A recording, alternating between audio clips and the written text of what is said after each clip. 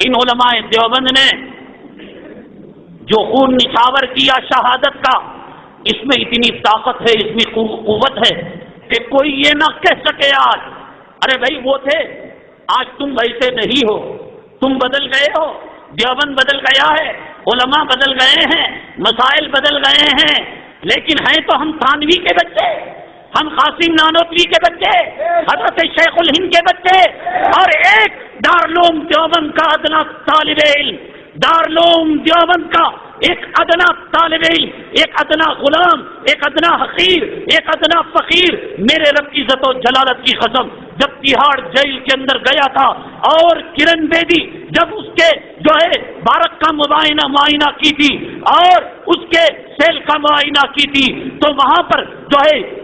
گوشت کی خوشبو کو محسوس کیا تو کرن بیدی نے کہا کہ ان جو ہے دارالعلوم دیوبند کے فرزندوں کو اور ان جو ہے مجاہدوں کو گوشت دیا جاتا ہے، کل سے گوشت دینا بند کر دو اور صرف ایک مٹھی چاول اور ایک مٹھی دال ان کو دے دو۔ کرن بیدی کچھ دنوں کے بعد معائنہ کرنے کے لیے امیر المجاہدین کے سیل کے اندر گئی، یہ کسی اور ادارے کا طالب علم نہیں تھا، آج بھی وہ لہو زندہ ہے، آج بھی وہ جذبہ زندہ ہے، آج بھی اس پر مرنے کی یہ خواہش زندہ ہے۔ کوئی کمینہ، کوئی ملعون، کوئی مردود اگر یہ کہہ سکتا ہے کہ بھئی وہ دارالعلوم نہیں رہا، وہ فارغین نہیں رہے، وہ علماء نہیں رہے، آؤ وقت پڑنے پر آؤ سامنے، ایک باپ کے نطفے سے پیدا ہو، دیکھ لو قاسم نانوتوی کی جرأت کو، دیکھ لو شیخ الہند کی بے باکی کو، دیکھ لو شیخ الاسلام کی بہادری کو، تم نے ابھی دیکھا نہیں ہے، تم نے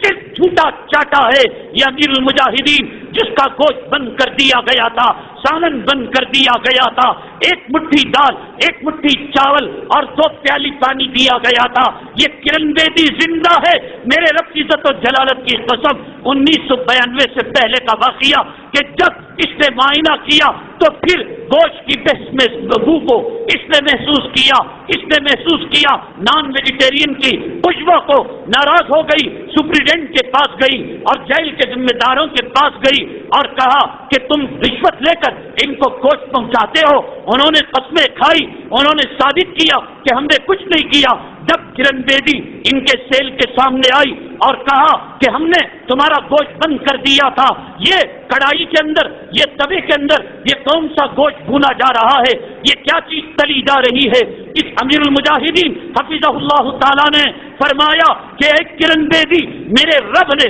کلام پاک میں فرما دیا تھا وَفِي السَّمَاءِ رِزْقُكُمْ وَمَا تُوعَدُونَ کہ تو زمین کے دروازوں کو بند کر سکتی ہے، آسمان کے دروازوں کو بند نہیں کر سکتی۔ جب سے تو نے گوشت دینا بند کر دیا، ہر سحری اور افطاری کے وقت ایک پرندہ آسمان سے میری سلاخوں کے پاس آ کر بیٹھتا ہے، اپنی گردن کو پیش کرتا ہے، بسم اللہ اللہ اکبر کہہ کر میں ذبح کرتا ہوں اور سحری اور افطاری کا میرا انتظام ہو جاتا ہے۔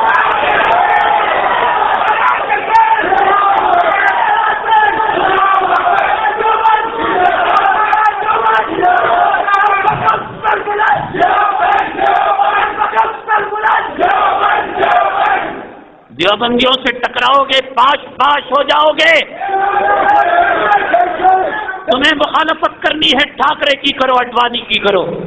تمہیں مخالفت کرنی ہے فرقہ پرست تنظیموں کی کرو۔